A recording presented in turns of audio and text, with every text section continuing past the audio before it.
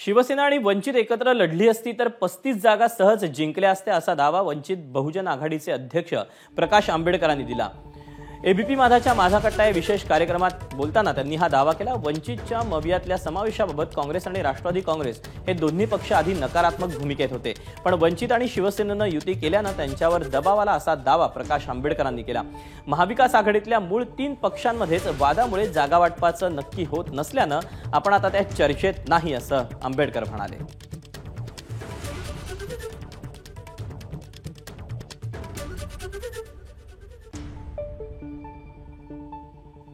हे माझं म्हणणं असं आहे, कार्पोचा जसा चेसबोर्डचा गेम असतो तसं ह्या चेसबोर्डचा गेम चाललेला अशी असते आणि म्हणून मी त्याच्यामधनं बाहेर राहायचं ठरवलेलं आहे।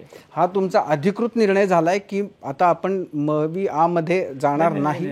या चर्चेमधनं बाहेर राहण्याचा निर्णय पण तुम्ही मविआमध्ये जायला अजूनही इच्छुक आहात? अजूनही उत्सुक आहोत आणि माझं म्हणणं असं आहे की अजून त्याच्यामधला मार्ग निघू शकतो असं मला वाटतंय, म्हणून आम्ही थांबलोय। एनसीपीची शरद पवारांची भूमिका की आम्ही घेऊच शकणार नाही पहिली होती पहिली जुनी नाही 4 महिन्या अगोदरच, फार जुनी नाहीये। जेव्हा वंचित फक्त शिवसेने म्हणजे आम्ही ज्यावेळेस फक्त शिवसेनेबरोबर, त्याच्यानंतर मग उद्धवना काय वाटलं माहित नाही, उद्धव म्हटले आपण दोघं एकत्र करू, म्हटलं वेल इन गुड। आम्ही दोघांनी प्रेस कॉन्फरन्स घेतली, त्याचं थोडंसं प्रेशर पडलं, काँग्रेसही थोडंसं नरम झालं, एनसीपी नरम झाली, त्याने आम्ही वंचितला घेऊ पण आम्ही असताना सीट्स देऊ शकत नाही, त्यांना आम्ही सीट्स देऊ शकत नाही। तर उद्धवला मी त्यावेळेस फोन करून, नसेल तर म्हटलं आपण दोघंच बसू, लढू आणि मोकळं होऊन जाऊ।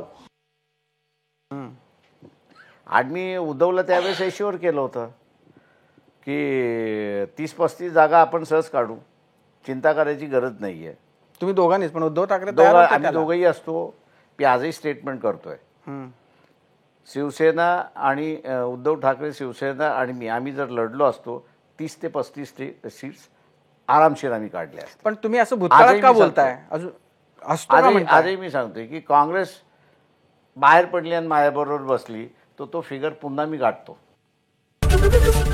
एबीपी माझा, उघडा डोळे बघा नीट।